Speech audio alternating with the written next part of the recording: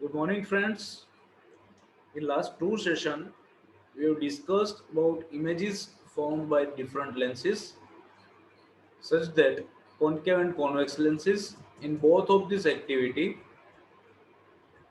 15.8 and 15.9, we have discussed that which type of lens we are using in this side view mirror in vehicles and why we are using that concave mirror in this convex mirror in this side view mirror. Apart from this one, we have discussed about magnifying glass and what is the main basic difference between convex and concave lenses. That from the middle edge, okay, middle side or from edges side, they are thick. How we can recognize the lens? All these things we have discussed in last two sessions. In this session, we are going to discuss about this activity 15.9. So let's discuss it. Take a convex lens or magnifying glass. Put it in the path of sun rays. Place a sheet of paper as shown in figure 15.23. You are given a figure 15.23 in which you can see that on a sheet we are collecting all the sun rays.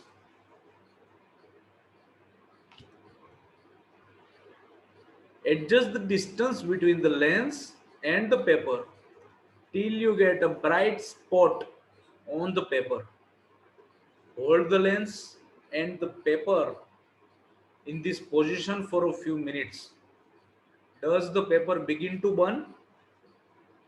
This is very famous activity by which you can understand that with the help of convex lenses we can collect all the energy or all the rays at a point. Now replace the convex lens with a concave lens. Do you see a bright spot? If we are using the convex lens, then we can see this type of bright spot. So we can say that all the sun rays are being collected at a point.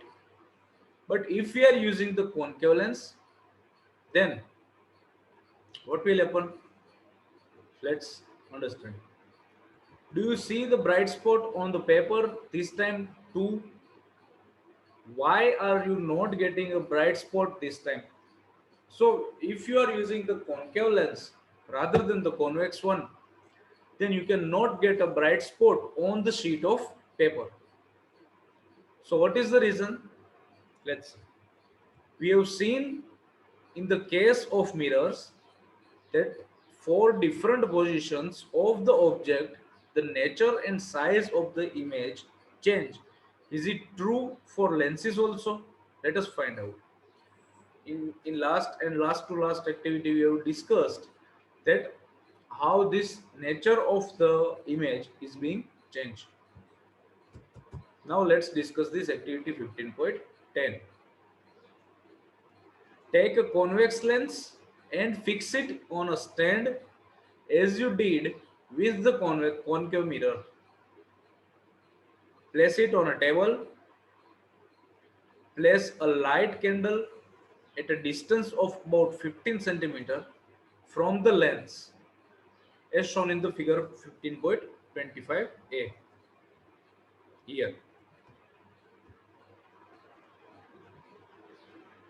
Try to obtain the image of the candle on a paper screen placed on the other side of the lens. You may have to move the screen towards or away from the lens to get a sharp image of the flame. Otherwise, we will get a blur image. What kind of image did you get? Is it real or virtual? Now vary the distance of the candle from the lens 15 as shown in the figure 15.25b. Try to obtain the image of the candle flame every time on the paper screen by moving it. Record your observations as you did in the activity 15.7 for the concave mirror. Okay, these things already we have discussed for convex mirror, but now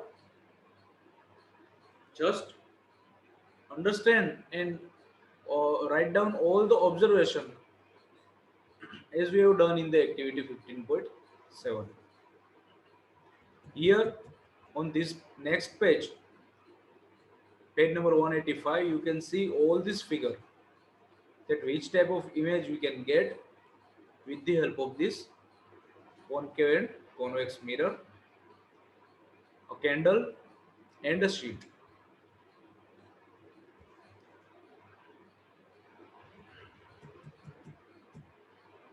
Did you get in any position of the object an image which was erect and magnified? Could this image be obtained on a screen? Is the image real or virtual?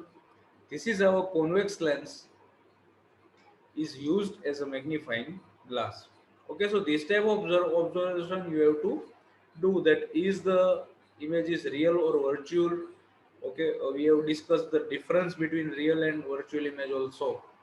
Okay, that real image can be obtained on a screen, but virtual image can not be obtained on a screen. In a similar fashion, study the images formed by a concave lens. You will find that the image formed by a concave lens is always virtual, erect, and smaller in size than the object. Okay, as shown in this figure 15.27. Okay, here you can see that if you are using this concave lens, then yes, concave lens, then the image will be always virtual, erect, and smaller in size than the object, real object. So this was some basic about this activity 15.9 and 10. In next session we will discuss these things, that what they want to say. Okay, what is the difference between concave and convex lenses in this manner, and we will study about our next topic, that is sunlight, white or color. That's it for today. Thank you very much and have a nice day to all of you.